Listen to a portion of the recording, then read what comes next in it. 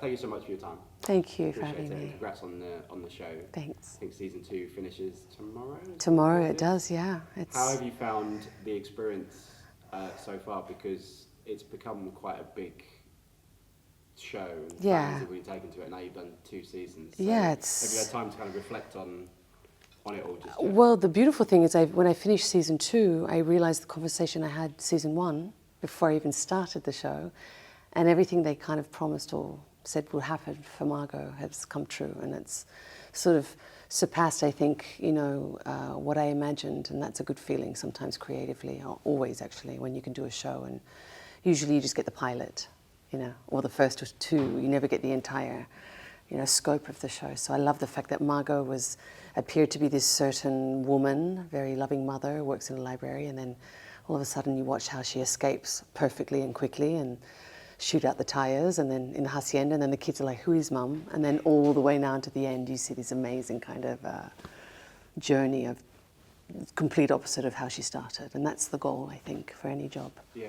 What was the pitch to you the first time they spoke to you about it? Because obviously the film version came out in, I think it was the mid-80s. Yeah, it was Harrison Ford and Helen Mirren, and my character was called Mother.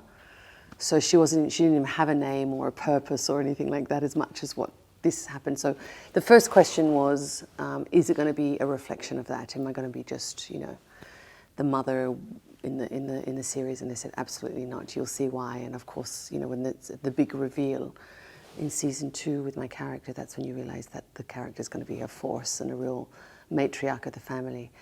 The only thing they did suggest or say to me was when I won the casting, the first phone call was from Rupert Wyatt, and he said, tell Melissa this will be one of the hardest jobs of her career. Is she ready to take on this journey? And that was, I mean, what will you say no to that? He said, sure, I'll be fine. And it's been very hard, 2 seasons, but it's nice to have a second season of a show because you can really, all the things that you didn't get to finish, when you get a multiple season, you can actually correct things that you wanted to do differently in the first. Yeah, a friend of mine always said that he always enjoyed season 2 of shows because it, as you said, it kind of expands the quote-unquote mythology and that you dive deep into the characters. Has it surprised you just where the show has gone? Or, like you say, they've been true to their word in terms of the characters? Yeah, and this season we got good 7-8 page scenes between 2 actors, all those things that actors like to do. We don't want to be upstaged sometimes by the scary house or the fireworks behind you or the plot so much, and sometimes when you can just sit and do great talking, it's one of the best days as an actor. I come home and I can't sleep. I'm so happy that I got to spend 11 hours saying the same line. Imagine if you could do that in real life, like you have an argument with your partner or a conversation with your partner and you can actually perfect it over 11 hours and change the way you deliver the words and change your intention each time you speak. And that's the joy of doing scenes like that and acting in general. I think you can play with just one line can be said so many different ways and have so many different endings. And so we did that a lot in season 2. It was great. In terms of Margot as a character, what did she, when you read her for the first time, what was it about her that was maybe different from anything you've played before? Because she is, I'm guessing, quite different to anything you've played before. Just because what she is and what she is. I knew when I read it that was mine, It wasn't an ego thing. It was just like, oh, I can relate to that. That's where I'm at in my own personal life. Living in a foreign country with my children, being the best mother I can. How do I make it work and look after at the same time? I've been living that life for the last 6 years. It's unique. Every script you read is unique. It's always something you haven't played before. But I tend to get the very, I would say, difficult, emotional roles, but my exterior looks quite serene. And I think I often get cast in sort of a horror film or a very dramatic part, like when I did In Treatment and I did The Slap, and they're always just traumatized, tortured women, but with a sort of clean exterior. And this was a great part to play because she was wholesome at the beginning, but they knew the characters I played before that I could actually take it to a level that was quite dark and gritty. Yeah. How is it, what are the challenges for you as an actor in terms of doing kind of long form stuff? Because now lots of people are going to, because in the old days it was like, oh, if you're on TV, that's it, that's the end. Yeah, I know. Whereas now it's the complete opposite. So that's a good question, because I've got a fear. I remember when Matthew McConaughey won the Oscar, and the first job he took the next day was a TV show. Yeah. And that was the moment where I went, oh, that means all the best actors from TV, film, they're all going to now just go back and forth. So roles were very sought after, and a lot of actors were doing TV. That I don't think there's any negative to it anymore, which I'm happy about, because I'm happy that I'm able to keep my position, do you know what I mean, and not get cast off or whatever. But 6 months to shoot the same character is quite nice. You know, you can really play with it. The negative could be that you can get comfortable playing a certain thing for so long. But, you know, that's not that negative, really. Yeah. You know, if the dialogue is great and the episodes coming in are great, and sometimes it's also nice to do a film because you're in and out very quickly. Depends on the film. But, of course. Yeah.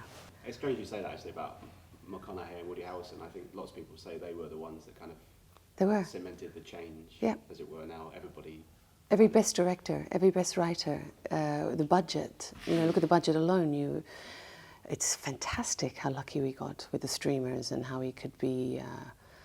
I started to get, you know, funny with TV at some point, because I knew it was like governed by advertising, and then if it didn't work because the advertising didn't... And all of a sudden my career became in the hands of a business decision, not a creative decision. And I felt like with Apple this time, it was very nice. It was like, okay, we've got 10 episodes. Here's the scripts. Good luck. We cast you for a reason. Have fun. You know, it was very open and quite creative. Yeah. There's a lot of... It seems to be that because of the certain... People would say, I guess, issues with the film industry at the minute in terms of financing. It's all, obviously, there's lots of big, you know, money talks in a lot of the big movies and TV, particularly with series and streaming, is where a lot of the better scripts are. Have you found that recently, that's true? Yes, but then when you see the films coming out for the Oscars, you know that the best scripts are still in cinema as well. I mean, of course they are. And so it's often, I don't know, it's a funny thing. It's a funny career to take, really. It's... I think it takes you. I don't think I go out and, you know... I mean, I got lucky with getting... Sometimes you think, oh, did you choose that role? It's like, no. Sometimes it chooses, you know, sometimes I can choose and go, there's 4 on the table. And a lot of the time it's like that, actually. You know, you have to make the right career path. But this particular role I wanted, and sometimes the planets align and you get it. Yeah. So...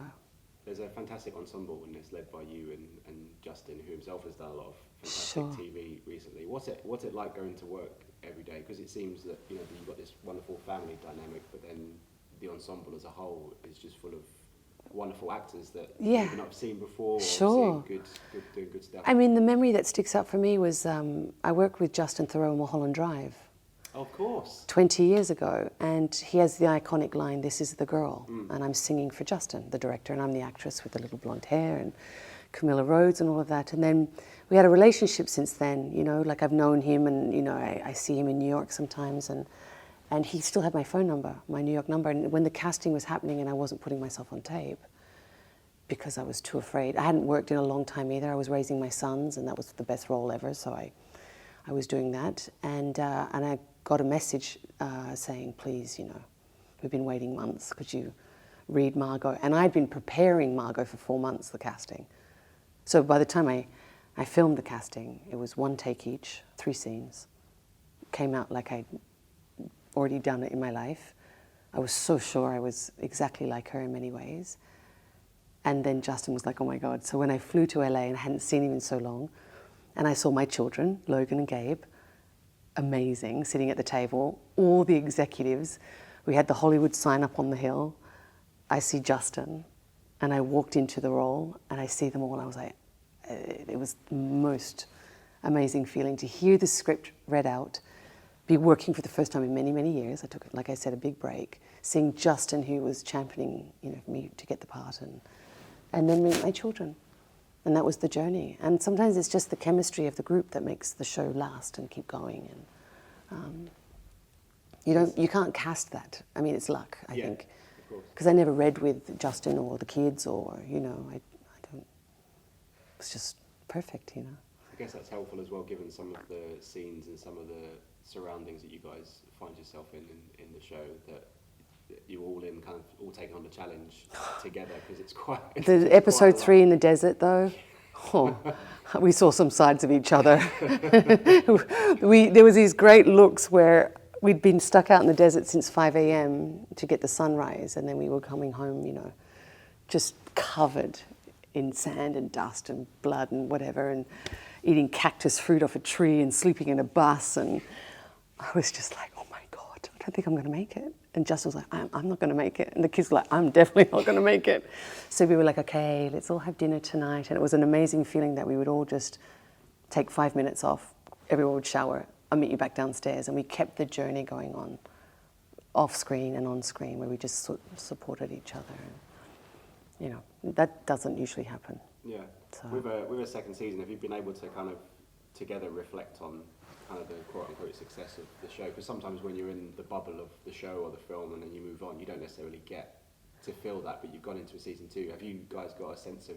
Yeah, I think so. When you get a season 2, I think it's the only time I've gotten a season 2, as my mother reminded me on the phone, as good mothers do. Because I usually do, like when I did The Slap, it was like 8 episodes and done. And then when I did In Treatment, it was 46 episodes and done. And I knew there was an end, and I've always chosen things that had an end. But it was a great feeling, because, you know, when they renew it, it's because there's a need for more. And yeah, it was a good day, that one.